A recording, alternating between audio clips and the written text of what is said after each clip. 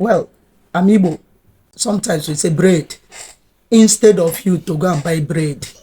Instead. Where is the butter now? Spread it. Spread. Bedspread. Dr. Mazi Eze is in the building. When I was serving, a fellow corps member in Osun State came to me and said, "Where is Royas?" I said, "Royas." He said, "The photographer." I said, "Royas, you mean Rogers?" He said, "Yes, Royas." So the point I'm making, I do not make fun of ethnic nationalities. It's not necessary. But I poke fun when I'm teaching English, when I'm teaching grammar, when I'm teaching phonology and phonetics, just so you will understand that this is the peculiar usage as far as ESL is concerned in the country. Make an extra effort to be a cautious and a conscious language user. I do self-deprecatory jokes. Catch your phone at my expense, so to speak. So let me share this joke. I traveled to go see my mother.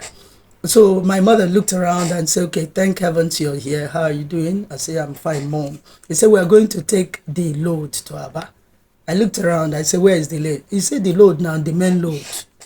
The main load. So main load. I said, "Oh, you mean the main road?" What's the point here? Well, I'm Igbo. I know that amongst the Igbos, sometimes we say bread. Instead of you to go and buy bread. Now I'm speaking, I'm trying to make a conscious effort. I'm not the best of speakers, but I try to navigate those phonological potholes so that I don't sink into them. So instead of saying bread, I'm cautious. Bread. Instead, where is the butter now? Spread it.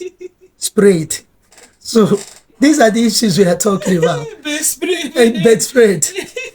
There may be an enlightened audience we'll be talking to, and momentarily you will not connect. That's the point we are making here. The language we are using is supposed to, number one, to express and then to impress. We are targeting expressing first and then second to impress. Once we are able to make use of language that anybody can hear, will understand, and give a feedback, communication is complete.